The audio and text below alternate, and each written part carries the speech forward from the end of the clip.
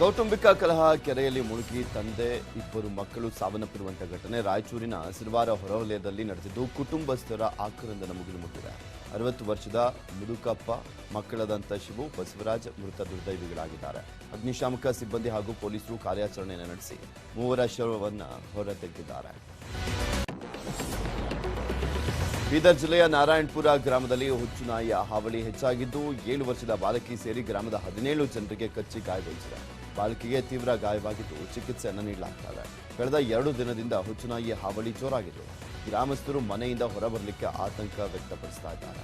ಮನುಷ್ಯರಿಗೆ ಅಷ್ಟೇ ಅಲ್ಲದೆ ಹಸು ಎಮ್ಮೆಗಳಿಗೂ ಕೂಡ ಕಚ್ಚಿದೆ ಅಂತ ಹೇಳಲಾಗ್ತದೆ. ಗ್ರಾಮ ಪಂಚಾಯಿತಿ ಅಧಿಕಾರಿಗಳ ವಿರುದ್ಧ ಗ್ರಾಮಸ್ಥರು ಕಿಡಿಕಾರಿದ್ದಾರೆ.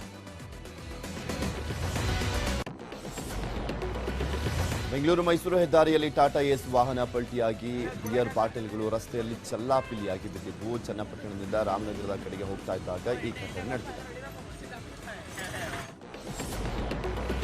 ಬೆಂಗಳೂರು ಮೈಸೂರು ಹೈವೇನಲ್ಲಿ ವಾಹನ ಸವಾರರು ಜೀವ ಕೈಯಲ್ಲಿಟ್ಕೊಂಡು ಓಡಾಡುವಂತಾಗಿದೆ. 11 ಕೆವಿ ಹೈ ವೋಲ್ಟೇಜ್ ವಿದ್ಯುತ್ ಕಂಬಗಳು ಯಾವುದೇ ಕ್ಷಣದಲ್ಲಿ ಬೇಕಾದರೂ ಮುರಿದು ಬೀಳುವಂತಹ ಹಂತಕ್ಕೆ ತಲುಪಿವೆ.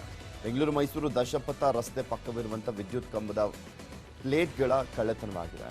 ಜೋರಾಗಿ ಗಾಳಿ ಬೀಸಿದ್ರೆ ವಿದ್ಯುತ್ ಕಂಬಗಳು ಹೆದ್ದಾರಿ ಮೇಲೆ ಧರೆಗುರುಳೋದು ಗ್ಯಾರಂಟಿ. ಮಂಡ್ಯದಿಂದ ಮೈಸೂರುವರೆಗೂ ಕೂಡ ಕಂಬಕ್ಕೆ ಅಳವಡಿಸಲಾಗಿದ್ದಂಥ ಭಾಗಶಃ ಅಲ್ಯೂಮಿನಿಯಂ ಪ್ಲೇಟ್ ಕಳ್ಳತನವಾಗಿದ್ದು ವಾಹನ ಸವಾರರು ಪ್ರಾಣ ಪಣಕ್ಕಿಟ್ಟು ಸಂಚರಿಸುವಂತಾಗಿದೆ.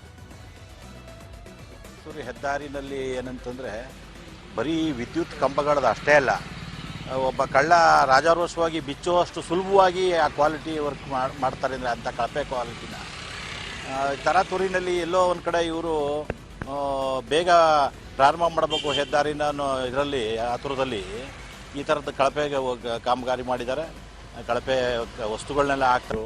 BJP ಸರ್ಕಾರ ಇವರು ನಮ್ಮ ಅವಧಿನಲ್ಲೇ ಮುಗಿಸ್ಬೇಕು ಅನ್ನೋ ತರಾತುರಿನಲ್ಲಿ ಕ್ವಾಲಿಟಿ ಕಬ್ಬಿಣಗಳು ಕೂಡ ಉತ್ತಮವಾದ ಗುಣಮಟ್ಟದ ಕಬ್ಬಿಣಗಳನ್ನ ಹಾಕದೇ ಇರೋದು.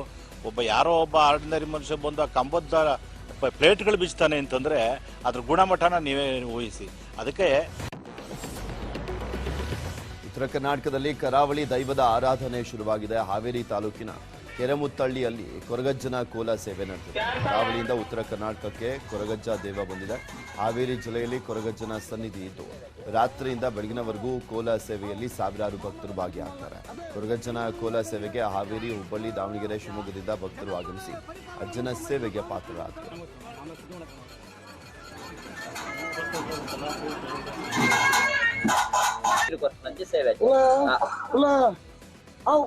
ಮಾಮಲ್ಲ ಮದಿಪು ಮಲ್ಲ ಅದೇ ಕಲ್ಯಾಣ ಉಂಡಾಗರಿಗೆ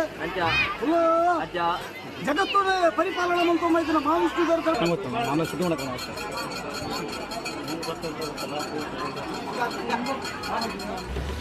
ಗಯಾನ ದೇಶದ ಶಾಲಾ ವಸತಿ ನಿಲಯವೊಂದರಲ್ಲಿ ಭಾರೀ ಅಗ್ನಿ ಅವಘಡ ಸಂಭವಿಸಿದೆ. ಕನಿಷ್ಠ 20 ಮಕ್ಕಳು ನಿದ್ರೆಯಲ್ಲೇ ಸಾವನ್ನಪ್ಪಿದ್ದಾರೆ.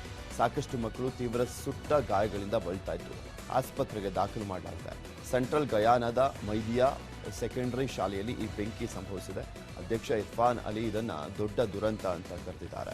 ಮಕ್ಕಳ ಕುಟುಂಬಕ್ಕೆ ಸಾಂತ್ವನವನ್ನು ಹೇಳಿದ್ದು ಘಟನೆಯ ತನಿಖೆಗೆ ಸೂಚನೆಯನ್ನು ಕೊಟ್ಟಿದ್ದಾರೆ. ವಿಷಾದ ಸಂಬಾಲ್ಪುರದ ಪ್ಲಾಸ್ಟಿಕ್ ಪೈಪ್ ಅಂಗಡಿಗೆ ಬೆಂಕಿ ಬಿದ್ದಿದೆ.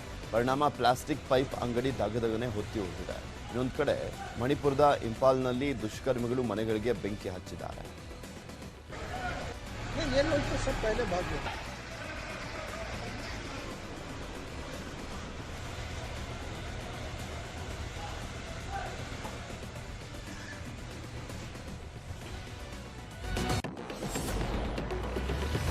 ಜಮ್ಮು ಕಾಶ್ಮೀರದ ಶ್ರೀನಗರದಲ್ಲಿ G20 ಶೃಂಗಸಭೆಯ ಕಾರ್ಯರೂಪ ಸಭೆ ನಡೀತಾ ಇದೆ. 60 ರಾಷ್ಟ್ರಗಳ 180ಕ್ಕೂ ಹೆಚ್ಚು ಅತಿಥಿಗಳು ಭಾಗಿಯಾಗಿದ್ದಾರೆ. ಮೇ 24ರವರೆಗೂ ಕಾರ್ಯಕ್ರಮಗಳು ನಡೆಯಲಿದೆ. ಇದೇ ಕಾರ್ಯಕ್ರಮದಲ್ಲಿ ಆಸ್ಕರ್ ಪ್ರಶಸ್ತಿ ವಿಜೇತ ನಾಟು ಹಾಡಿಗೆ ದೇಶೀಯ ಅತಿಥಿಗಳು ಹೆಜ್ಜೆಯನ್ನು ಹಾಕಿದ್ದು ನಟ ರಾಮ್ ಚರಣ್ ಕೂಡ ಅತಿಥಿಗಳಿಗೆ ಸ್ಟೆಪ್ಸ್ ಅನ್ನು ಹೇಳಿಕೊಟ್ಟರು.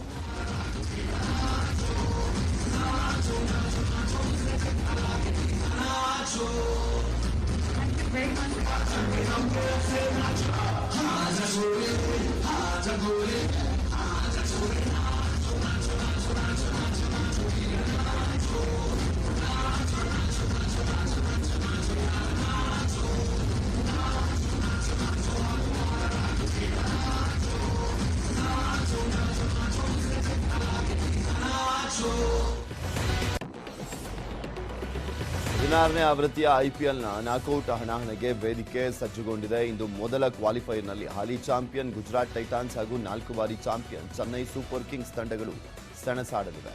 ಇದರಲ್ಲಿ ಗೆಲ್ಲುವಂತ ತಂಡ ನೇರವಾಗಿ ಫೈನಲ್ ಪ್ರವೇಶಿಸಲಿದ್ದು, ಸೋಲುವ ತಂಡಕ್ಕೆ ಫೈನಲ್ ಗೆಲ್ಲಲಿಕ್ಕೆ ಮತ್ತೊಂದು ಅವಕಾಶ ಸಿಗುತ್ತೆ. ಕ್ವಾಲಿಫೈಯರ್ 2 ರಲ್ಲಿ ಗೆದ್ದ ತಂಡ ಫೈನಲ್ ಪ್ರವೇಶಿಸಬಹುದು.